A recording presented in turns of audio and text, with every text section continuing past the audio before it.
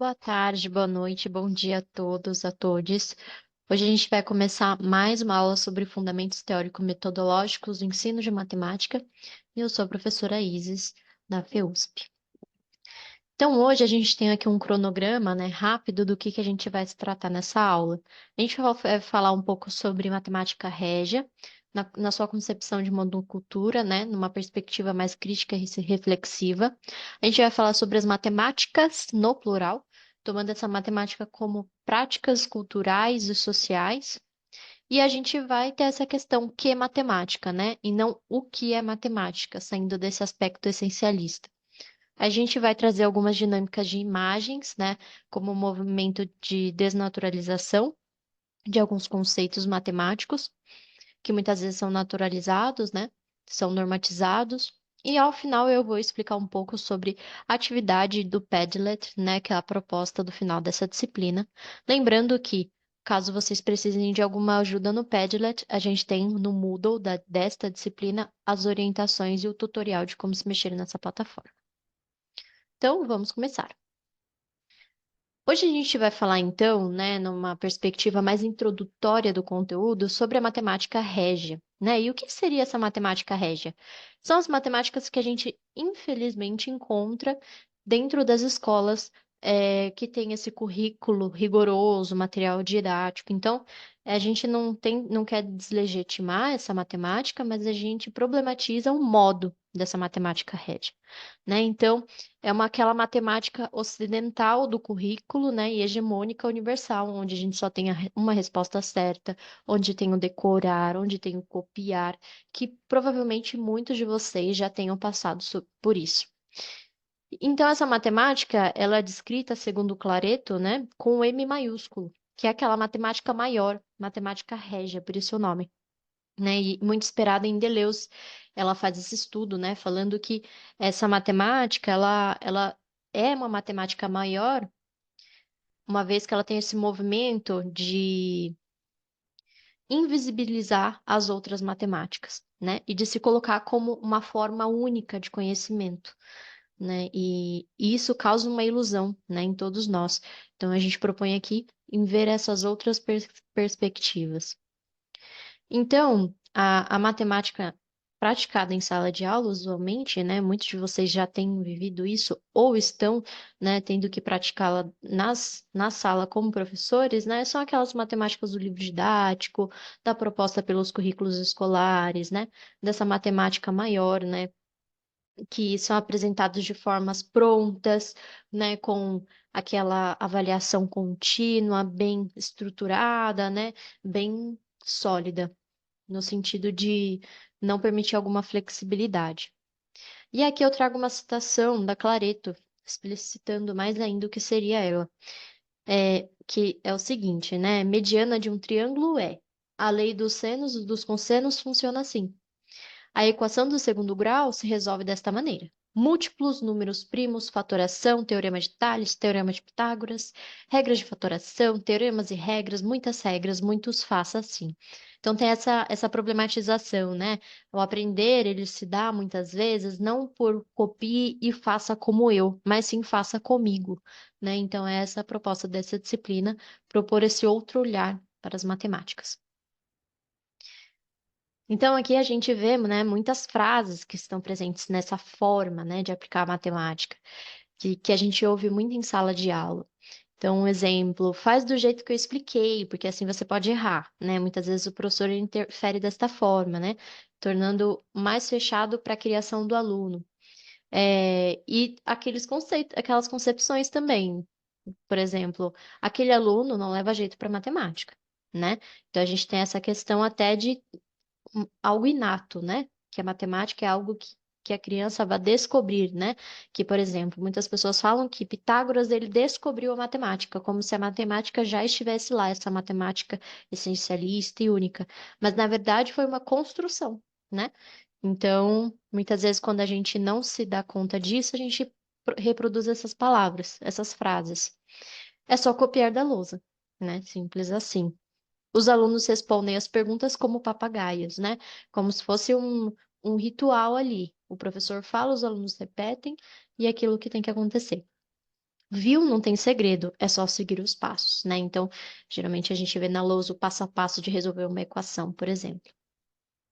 Então, aqui a gente tem uma pesquisa cartográfica, né, que vocês vão poder tomar como base também na disciplina de estágio, né, que a gente está dando também em outro canal, em outro horário, mas que, como as duas disciplinas conversam, a gente trouxe essa proposta para vocês verem mais ou menos o que que a gente espera do trabalho de estágio de vocês, esse trabalho da Aline Silva.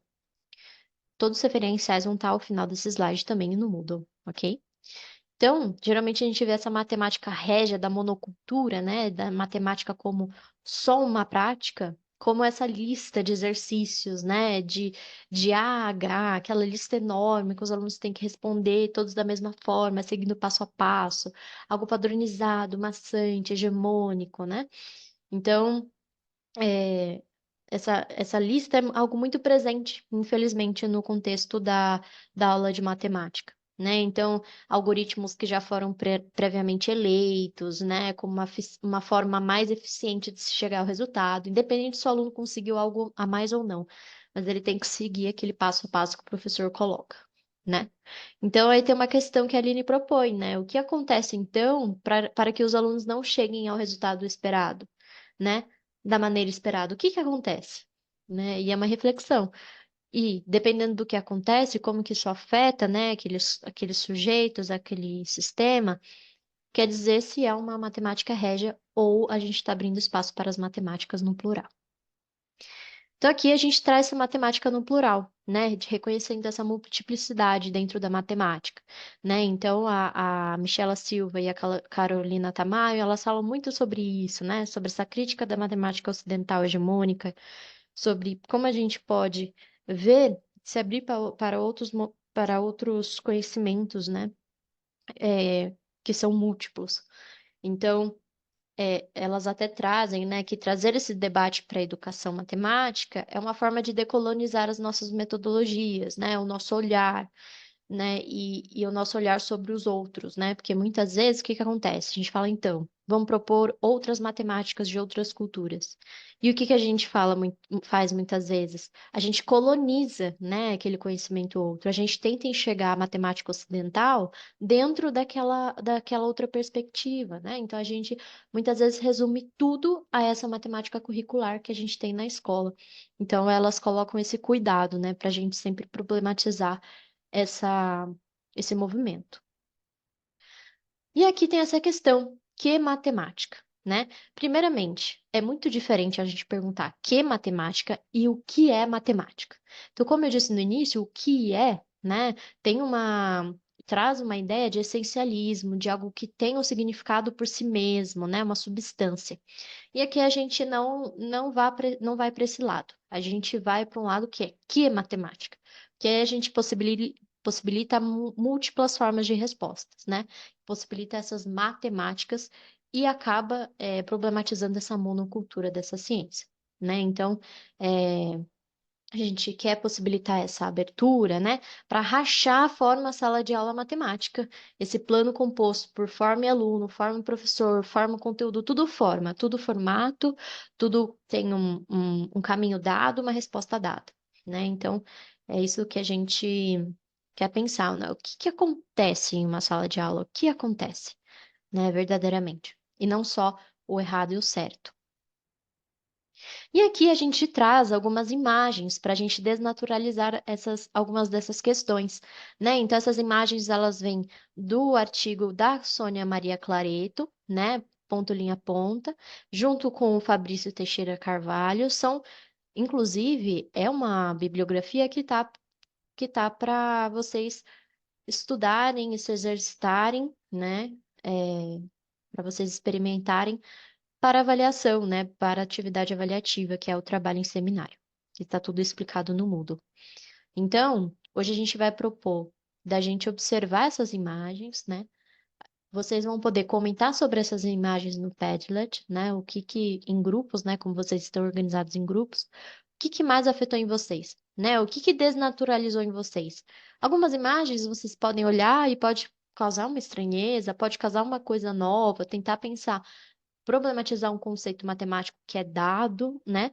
E algumas Não, nem tanto. Então, a ideia é mesmo ser uma atividade pessoal mesmo, né? O que que essa imagem implica em você, né? Então, até a gente tem essa imagem, né? E o nome dela é ovo plano, sobreposição, né? Que a gente tem essa questão do que é o plano, né? Existe plano em um espaço que não é totalmente reto, né? Muitas vezes a gente conceitua as coisas e fala que aquilo está dado, que aquela resposta é uma resposta lógica, mas muitas vezes não, né?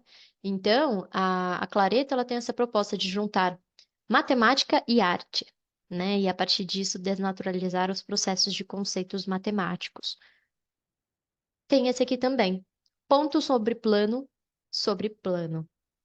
Linha, alguma coisa para o Morandi, né? Então, essas legendas vocês vão ver mais aprofundadamente no texto dela, dizem muito sobre a imagem, sobre como que a gente pode se questionar sobre elas. Tem este aqui também, ainda a questão da pintura, plano, simetria e corte, né? De novo, né, essa questão do plano. Muitas vezes a gente fala, principalmente na educação infantil, para as crianças ou até para os adolescentes, a gente coloca, né, um conceito do que é plano de forma muito rápida, de forma muito simplificada, sem explorar o que que ele pode ser de verdade na vida real. Aqui, ideal, centro e simetria, né? Na ideia, o que que é o centro, né? O que que é simétrico, né? Para além dos conceitos escritos da matemática. E aqui, o problema dos limites, esfera cromada sobre superfície brilhante. Será que dá para a gente delimitar limites aí, né? Olhando não só para a esfera, mas para o reflexo que ela tem, né? E as cores, né? Parecidas. E aqui, 3 alfinetes ou 5, né? Essa brincadeira com as sombras. E esta aqui, divisão, alfinete e sua sombra. Como que a sombra ela pode estar ligada a essa divisão do alfinete. Então aqui, né, a Claretro traz, eu trouxe um trecho aqui para a gente adentrar um pouco nesse artigo, para vocês poderem explorar ele melhor. Mas ela traz esses conceitos matemáticos, né, do ponto geométrico, né, do que seria um ponto, do que seria uma linha, né, do que seria um traço, né, e ela problematiza isso. Então aqui ela traz que o ponto, né, ele é encarado como algo indivisível e invisível, né, como um silêncio, igual no ponto, quando a gente fala na língua portuguesa, na escrita, como aquele ponto de fim, de silêncio, né, e muitas vezes ela diz que essas imagens que ela traz talvez abram para outros significados, né? Que não só o silêncio, o ponto final, né? Então aqui ela traz, né, principalmente as referências de Deleuze-Guattari, né, dessa questão do aprendizado, né, e também da, dos conceitos matemáticos que são problematizados, né? E aqui é a nossa atividade do Padlet que a gente vai ter. Como esse texto é uma leitura obrigatória para vocês elaborarem o seminário, né, e atividade avaliativa em grupos, o Padlet vai ser uma forma de vocês dialogarem antes da elaboração desse trabalho. Então, novamente, quem tiver alguma dúvida sobre como mexer no Padlet, no Moodle a gente tem as explicações com tutoriais, tudo certinho. Qualquer coisa podem me enviar um e-mail, ok? Então, a partir dessas imagens, né, da proposta da Clareto, dialogue com seu grupo e produza uma postagem sobre como elas te atravessaram, seguindo os seguintes critérios de avaliação. Então, como que aquilo tocou em você? Né? Quando você olhou aquelas imagens, que conceitos você problematizou e desnaturalizou? Nesse sentido. E eu trago aqui os nossos critérios de avaliação, né, para tornar esse processo cada vez mais claro, né, e até para orientá-los na hora de elaborar a atividade. Então, trazer contribuições críticas, né, para a discussão, de forma questionadora, né, e sintetizadora. A regularidade das participações, então recomenda-se que vocês participem de todas as atividades do Padlet para ter essa troca, né? A cobertura das postagens, então é esperado que cada aluno tenha contribuído pelo menos em uma mensagem de cada tópico, então a ideia é vocês postarem e pelo menos cada um de vocês participem da discussão com os outros colegas, então comentando o que os outros colegas postaram. Relacionar com os textos lidos da disciplina, se possível, né? Então, não é para escrever um texto enorme, mas no sentido de, sentir que isso conversou com o texto que a gente viu, né? Ou até trazer outras referências a mais para a gente poder discutir, pode referenciar lá. E a interação com os colegas, né? Respondendo e propondo novas questões. Então, muito obrigada pela aula, né? Eu agradeço muito pela participação de vocês. Espero vocês lá pelo Padlet, vou estar atenta, ok? E aqui está meu e-mail, isismaria@usp.br, caso vocês tenham quaisquer dúvidas, ok? Muito obrigada, tenha uma ótima semana.